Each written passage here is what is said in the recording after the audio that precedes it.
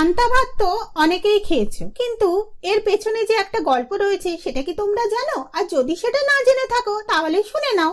আমার বাড়িতে রয়েছে 6 জন সদস্য, নাতি নাতনি, ছেলে বৌমা আর আমি আর আমার হাজবেন্ড। খুব ভালোভাবেই চলছিল আমাদের একদম সুন্দর একটা পরিবার।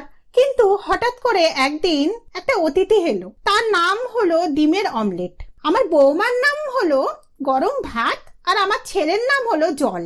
আমার ছেলের নাম দিয়েছি জল এই কারণেই, আমার ছেলেটা হলো একদম জলের মতো সরল। আর আমি এখন শাশুড়ি হয়ে গেছে আলু ভাতে, আর আমার হাজবেন্ড একদম শ্বশুর হয়ে গেছে আলু ভাজা। কি আর করা যাবে, শাশুড়ি হয়েছে যখন তখন তো আলু ভাতে হতেই হবে। বেশ ভালো।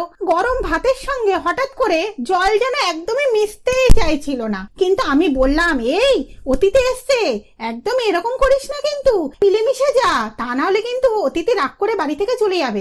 এই কথা শোনা মাত্রই আমার গরম ভাতের বৌমাটা তাড়াতাড়ি করে ছেলে জলের সঙ্গে মিশে গিয়ে হয়ে গেল পান্তা ভাত। আর তার উপরে আমি আলু ভাতে বসে পড়লাম। আমার বর, তিনি হলেন শ্বশুর মশাই আলু ভাজা, তিনিও বসে পড়লেন। আমার নাতি নাতনিও বসে পড়লেন। আমার নাতির নাম হলো পেঁয়াজ আর আমার নাতনির নাম হলো লঙ্কা, সেও বসে পড়লেন। খুব ভালো। তার সঙ্গে সঙ্গে দেখি আমাদের পরিবারের সঙ্গে আমাদের যে অতিথি ছিলেন ডিমের অমলেট, সেও একেবারে বসে পড়লেন। খুব ভালো। এবার ডিমের অমলেট খুব কিন্তু চালাকি করে আমার পরিবারে কিন্তু একটু তেলও ঢেলে দিলেন। তেল ঢালাতেই একদম মিলেমিশে যেন পান্তা ভাত হয়ে গেল। এই হলো আমার পান্তা ভাতের গল্প। গল্পটা খুব সুন্দর, তাই না? এই রকম গল্প পেতে গেলে আমার চ্যানেলটিকে কিন্তু অবশ্যই সাবস্ক্রাইব করে রাখবেন। আর কেমন লাগলো অবশ্যই কিন্তু কমেন্ট করে জানাবেন, সাথে একটা লাইকও করে দেবেন। থ্যাংক ইউ, ধন্যবাদ।